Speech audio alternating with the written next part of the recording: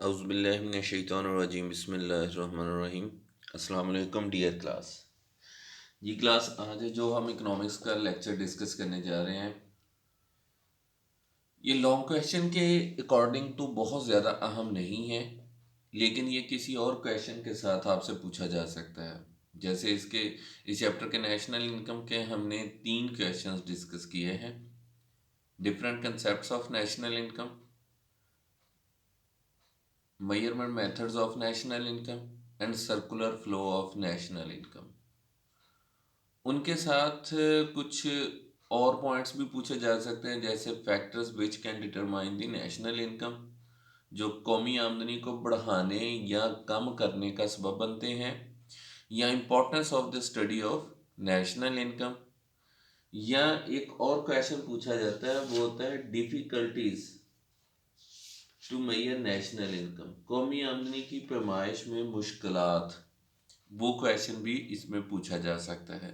तो आज जो क्वेश्चन हम डिस्कस करने जा रहे हैं, that is factors of national income and importance of the study of national income, कि हम कौमी आमदनी का मुतालिया क्यों करते हैं।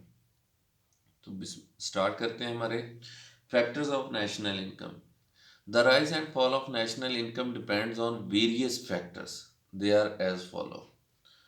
कहते हैं कि कौमी आमदनी में इजाफा और कमी बहुत से अवामल पर मुनहसर होता है, जो कि मंदरजा झैल है। पहली चीज़ आ जाती है नेचुरल रिसोर्सेज। किसी भी मुल्क में कुदरती वसाइल किस नौइयत के हैं, कितने हैं, किस तरह के हैं, उस पर बड़ा डिपेंड करता है कि वो मुल्क की कौमी आमदनी बढ़ेगी या कम होगी। जैसे अगर आप गौर करें कि जैसे हमारा कंट्री इंडस्ट्रियल भी है और एग्रीकल्चर भी है, दोनों चीज़ों पर डिपेंड करता है। लेकिन जैसे अरब रियासतें हैं, ठीक है, जो सारी स्टेट्स हैं, वो सारी अरेबिक स्टेट्स हैं, वो सारों में प्रॉब्लम यह है कि वहाँ पे सिर्फ नेचुरल रिसोर्सेज हैं, वहाँ पे कोई ग्रीन प्लॉट्स नहीं है, वहाँ पे कोई ग्रीनरी एग्रीकल्चर नहीं है वहाँ पे। लेकिन उन्होंने सिर्फ नेचुरल रिसोर्सेज की बुनियाद पे तरक्की कर ली है। उनकी जीडीपी बहुत ज़्यादा बढ़ चुकी है और वो आज एक बहुत ज़्यादा और अच्छा लिविंग स्टैंडर्ड अडॉप्ट किए हुए हैं।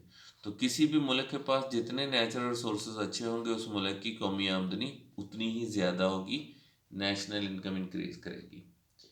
सेकंड आ जाते हैं मैन मेड आर्टिफिशियल रिसोर्सेज, इंसान के बनाए हुए, जो जिसको हम कह सकते हैं कि आर्टिफिशियल रिसोर्सेज होंगे, वो भी बड़ा रोल प्ले करते हैं कौमी आमदनी के इजाफे या कमी में। जैसे जापान वगैरह में उनके पास नेचुरल रिसोर्सेज उतने नहीं हैं, लेकिन उन्होंने मशीनरी इतनी अच्छी बना ली है कि वो हर चीज़ प्रोड्यूस कर रहे हैं और सस्ती प्रोड्यूस कर रहे हैं। इवन जिनके पास नेचुरल रिसोर्सेज भी हैं, वो मशीनरी ना होने की वजह बिना पर उसको यूटिलाइज नहीं कर पा रहे। तो मैन मेड आर्टिफिशियल रिसोर्सेज ही यूटिलाइज होकर वो नेचुरल रिसोर्सेज से सेटिस्फाई हो रहे हैं। तो इसलिए ये भी बड़े अहम, और कई मुल्कों ने इसकी बुनियाद पर तरक्की की है, जैसे जर्मनी, जैसे जापान वगैरह वगैरह। उसके बाद आ जाते हैं इंसानी वसाइल, ह्यूमन रिसोर्सेज। इंसानी वसाइल से मुराद वो दौलत है जिसको गरीब मुल्क तो बर्डन समझते हैं। ओवर पॉपुलेशन को या हाई पॉपुलेशन ग्रोथ रेट को वो समझते हैं कि ये उनके लिए एक प्रॉब्लम है। लेकिन यही अगर हम स्किल्ड और एजुकेट कर लें, तो वही पॉपुलेशन जो बर्डन प्रॉब्लम क्रिएट कर रही थी, वही मुल्क के लिए एक रिसोर्सेज का काम करेगी। तो ह्यूमन रिसोर्सेज की बुनियाद पे भी बहुत से मुल्कों ने तरक्की की है। इनमें चाइना की एक एग्जांपल है, जब उन्होंने अपनी कौम को काम का जज्बा दिया। उसके बाद आते हैं कैपिटल रिसोर्सेज। कैपिटल सरमाए के अशिया सरमाया जिसको हम कहते हैं, कि जितना किसी मुल्क के पास सरमाया होगा, दौलत होगी, मशीनें होंगी, वो उतना ही अच्छा अपने वसाइल को यूटिलाइज कर पाएगा और उनकी नेशनल इनकम बढ़ेगी। जैसे पाकिस्तान जैसे मुल्क में ज़रात अगर 20 मन 30 मन गंदम फी एकड़ निकल रही है, तो अमेरिका में यही 150 मन के करीब निकल रही है। तो सिर्फ इस वजह से कि उनके पास कैपिटल रिसोर्सेज इतने अच्छे हैं कि वो अपनी लैंड को बहुत अच्छे से यूटिलाइज कर पाते हैं। उसके बाद टेक्निकल फैसिलिटीज़ होने के साथ साथ टेक्निकल नो हाउ भी होनी लाजमी है, जानकारी भी होनी लाजमी है लोगों को। अब टेक्निकल यूजेस का भी पता हो, ये ना हो कि मशीनरी तो एडवांस आ रही है, कंप्यूटराइज सिस्टम तो हो रहे हैं, लेकिन लोगों को अगर इस्तेमाल नहीं आता, तो वो फिर उसको यूटिलाइज नहीं कर पाएंगे, उससे सेटिस्फाई नहीं हो सकेंगे, उससे अपनी इनकम को इंक्रीज नहीं कर सकेंगे। उसके बाद आ जाता है डिज़ायर्स ऑफ डेवलपमेंट। ये जज्बा होना भी बहुत ज़रूरी है कि आप किस तरह से कौमी आमदनी में या अपनी मुआशी तरक्की को हासिल करना चाहते हैं। उसका जज्बा जितनी जल्दी अवाम में उजागर हो जाएगा, अवाम उतनी ही ज़्यादा एफिशिएंटली वर्क करेगी। तो डिज़ायर ऑफ डेवलपमेंट जैसे चाइना ने अपने लोगों में जगाया, तो आज वो लोग उसी की बुनियाद पर तरक्की कर गए। उसके बाद नेक्स्ट पॉइंट आ जाता है division of labour. Division of labour से मुराद है कि आप अपनी जो जमीयत मेहनत है, आपके पास जो लेबर के रिसोर्सेज हैं, उनको डिवाइड करें, उनको मुख्तलिफ सेक्टर्स में डिवाइड करें, उनको काम बांट बांट के दें, ताकि उनकी एक्सपर्टी जल्दी हो और वो एफिशिएंट जल्दी हो जाए। तो जितना डिवीजन ऑफ लेबर से काम लिया जाएगा, उतना एफिशिएंटली वर्क करेंगे, क्योंकि छोटे पोर्शन को समझना और उस पर महारत हासिल करना आसान होता है, बनस्बत इसके कि एक शख्स बहुत से काम करे तो वो हो सकता है किसी में भी एक्सपर्ट ना हो सके। उसके बाद आ जाते हैं पावर रिसोर्सेज। किसी भी कंट्री के पास एनर्जी रिसोर्सेज कैसे हैं, इस पे भी डिपेंड करती है उसकी डेवलपमेंट। जैसे पाकिस्तान जैसे मुल्क में इलेक्ट्रिसिटी के शॉर्टफॉल होने की वजह से पूरा एक डके है जो जिसकी डेवलपमेंट रुक गई है। जैसे 2010 से लेकर और ऑनवर्ड इसी एनर्जी क्राइसिस पे काबू पाते पाते बहुत से वसाइल हमारे इन शोबों की तरफ लग गए।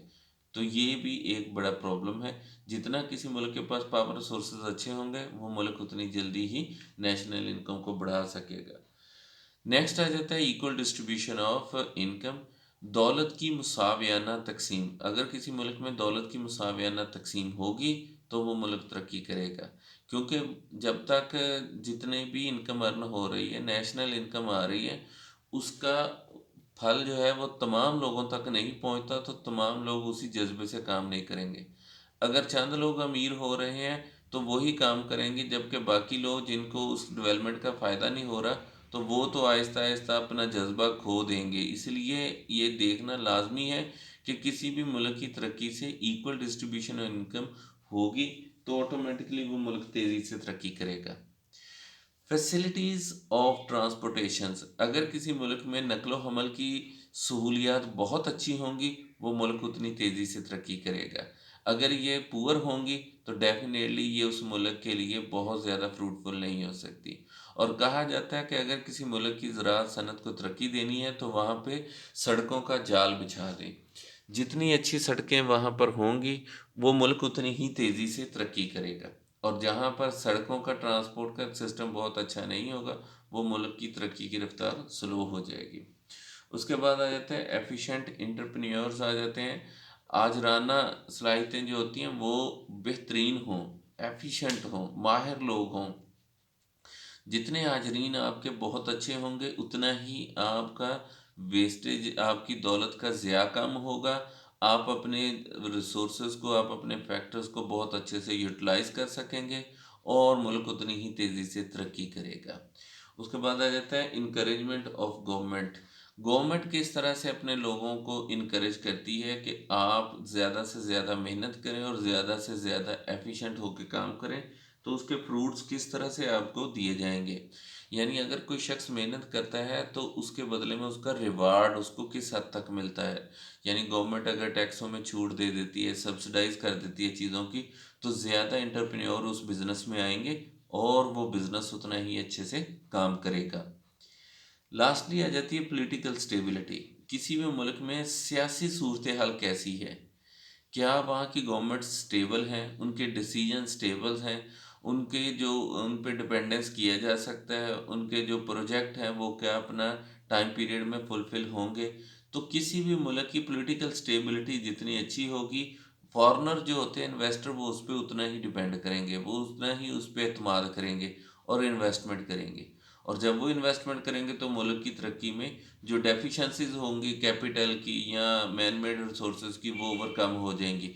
इसलिए हम कह सकते हैं कि ये वो तमाम फैक्टर्स हैं जो किसी भी मुल्क के पास अगर अच्छे से हैं, तो उसकी नेशनल इनकम को बढ़ने से कोई चीज़ नहीं रोक सकती। ठीक है। तो ये फैक्टर्स ऑफ नेशनल इनकम है। अब हम डिस्कस करते हैं importance of the study of national income. कौमी आमदनी के मतलब की अहमियत क्या है, कि हम कौमी आमदनी के मतलब क्यों पढ़ते हैं, क्यों ज़रूरी है, इसकी हमारी रोज़मर्रा ज़िंदगी में हमारे ये क्या रोल प्ले कर सकता है। ठीक है, तो नेशनल इनकम के मुतालिक की पहली अहमियत ये है कि स्टडी ऑफ इकोनॉमिक कंडीशन, इससे हमें पता चलता है कि मुआशी सूरत हाल क्या है, मुल्क में अफरात ज़र है, तफरीत ज़र है, मुल्क की GDP बढ़ रही है, कम हो रही है, मुल्क मुआशी तरक्की हासिल कर रहा है या नहीं कर रहा है, मुल्क में इकनॉमिक ग्रोथ हो रही है कि नहीं हो रही, मुल्क के लिए इकनॉमिक प्लानिंग किस नौइयत की होनी चाहिए। ये सारे फैक्टर जो इकनॉमिक कंडीशन है ना, उसके बारे में जानने के लिए हमें नेशनल इनकम की स्टडी लाजमी करनी होगी।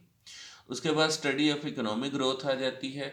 मुल्क की मुआशी तरक्की की रफ्तार को भी देखना होगा कि मुल्क में क्या मुआशी तौर पे बढ़ोतरी हो रही है, मुल्क की GDP इंक्रीज़ कर रही है या GDP वहीं पे रुकी हुई है, या किन शोबों का असर ज़्यादा हो रहा है कौमी आमदनी में। जैसे पाकिस्तान के बारे में एक मिथ पाई जाती है कि ये एक एग्रीकल्चरल कंट्री है, लेकिन अब GDP में इंडस्ट्री का जो शेयर है वो बढ़ गया है, इसलिए ये हमें इकोनॉमिक ग्रोथ ही बताती है।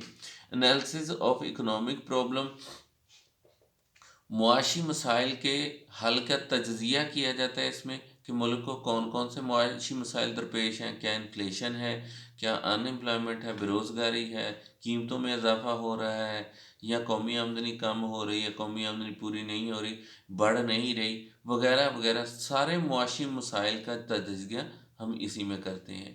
इकोनॉमिक प्लानिंग, जब हम एनालिसिस कर लेते हैं इकोनॉमिक प्रॉब्लम्स का, तो उसके बाद हम प्लानिंग करते हैं कि इन मसाइल को ओवरकम कैसे किया जाए, कौन कौन से प्रोजेक्ट लॉन्च किए जाएँ, कितने टाइम पीरियड के प्रोजेक्ट होने चाहिए, किस साइज़ के प्रोजेक्ट होने चाहिए, मुल्क को किस बेस पे तरक्की देनी चाहिए। ये सारी चीज़ों के बारे में प्लानिंग की जाती है, जिसको इकोनॉमिक प्लानिंग कहते हैं। उसके बाद आता है जी, इसके मुतालिक की अहमियत इसलिए भी अहम है कि estimation of inflation and depression, कि मुल्क में कीमतों में इजाफा हो रहा हो या मंदे के हालात हों, कसाद बाजारी हो, इसके बारे में जानना भी हमें नेशनल इनकम की ही स्टडी से पता चलता है। कि अगर हम कौमी आमदनी के बारे में मुताला करते हैं तो हमें पता चलता है कि वाकई हमारी ग्रोथ रेट में इजाफा हुआ है, वाकई हमारी प्रोडक्टिव कैपेसिटी इंक्रीज़ हुई है, या कीमतों में इजाफे की वजह से GDP इंक्रीज़ की है। तो ये सारी चीज़ों का एनालिसिस भी हम कौमी आमदनी के मुताले से ही देखते हैं। उसके बाद फ़ॉरेन लोन्स, हमें कितने बैरूनी कर्ज़े चाहिए, इस वक्त हम पे कितने बैरूनी कर्ज़े हैं, किस तरह से हम इनको उतारेंगे, क्या क्या वसाइल हमारे पास हैं, ये सारी चीज़ों के बारे में हमें सारी सूरत हाल के बारे में जानने के लिए कौमी आमदनी का मुताला करना पड़ता है। उसके बाद इम्पोर्टेंस ऑफ फॉरेन ट्रेड आ जाती है कि बैनुल-अक़वामी तजारत से मुतल्लक हमें सारा कुछ कौमी आमदनी से पता चलता है कि हमारी GDP में से कितना एक्सपोर्ट हो रहा है, कितना इंपोर्ट हम कर रहे हैं, उन दोनों का नेट एक्सपोर्ट क्या है, फॉरेन ट्रेड किन मुल्कों से हो रही है, किन चीज़ों की हो रही है, कितनी हो रही है, किस रेशो से हो रही है, टर्म्स ऑफ ट्रेड क्या हैं, ये सारी चीज़ें हमें importance of study of national income से ही पता चलता है। उसके बाद टू रिमूव रीजनल डिस्पैरिटीज़, जो इलाकाई तफावत पाई जाती है, इंतशार पाया जाता है, फ़र्क पाया जाता है, उसको ख़त्म करने के लिए GDP का होना ज़रूरी है। यानी हम अगर मुल्क में रहकर, पाकिस्तान में रहकर हम ये नहीं सोचें कि बलोची, सिंधी, पंजाबी या पठान, तो ये अगर चीज़ें पाई जाती हैं तो हमें इसके बारे में भी कौमी आमदनी बताती है कि किस इलाके में कितने लोग रह रहे हैं, GDP क्या आ रही है, ठीक है, कितना एरिया काश्त हो रहा है, कितना रकबा है इनके पास। तो इस सारी को डेफिशिएंसी को ओवर करने के लिए हमें GDP से पता चलता है किस इलाके में पैदावार कम हुई है, कहाँ पे ज़्यादा हुई है, ज़्यादा से कम की तरफ फ़्लो कैसे करना है, और कम से वसाइल का फ़्लो ज़्यादा की तरफ कैसे करना है। तो ये सारी चीज़ें रीजनल डिस्पैरिटीज़ को रिमूव करने के लिए हमें GDP की स्टडी करनी पड़ती है। To estimate consumption and investment, मुल्क में किस तरह की सरफ हो रहे हैं, किस तरह लोग सरमायाकारी कर रहे हैं, किन शोबों में से सरमायाकारी हो रही है, कौन कौन से कंजम्पशन के सेक्टर इम्प्रूव हो रहे हैं, इस सारे की स्टडी के बारे में भी हमें नेशनल इनकम की स्टडी से ही पता चलता है। Comparative study of economic system, मुआशी निज़ाम कौन से मुल्क में चल रहे हैं, क्या वो सोशलिज्म है, क्या वो कैपिटलिज्म है, क्या वो मिक्स्ड इकोनॉमी है, या इस्लामिक इकोनॉमिक सिस्टम चल रहा है। ये सारी चीज़ों के मतलब हमें नेशनल इनकम की स्टडी बताती है। उनका मुवाजना क्या है, उनका आपस में किस तरह से डिपेंडेंस है, वो सारी हमें इकोनॉमिक सिस्टम के बारे में नेशनल इनकम की स्टडी बताएगी। Modern economist and national income फिर हमें इस चीज़ के बारे में भी आगाह करती है ये स्टडी कि किस तरह से हम आज के इकोनॉमिस्ट का नेशनल इनकम से रिलेटेड आइडियाज़ को डिस्कस करते हैं, उनकी प्लानिंग के जो क्या क्या सोर्सेस हैं वो प्लान किस तरह से करते हैं, वो ग्रोथ को किस तरह से देखते हैं, वो हमारे लिए डेवलपमेंट का पाथ कैसे तयन करते हैं। तो नेशनल इनकम की स्टडी ही इन सारी चीज़ों को हाईलाइट करती है। तो हमारा आज का टॉपिक जो था ये थ्योरेटिकल था। इसमें पॉइंट्स डिस्कस किए गए हैं, factors of national income and importance of the study of national income. उम्मीद करते हैं आपको अच्छे से समझ आया होगा। अपना ख्याल रखिएगा। अल्लाह हाफिज़।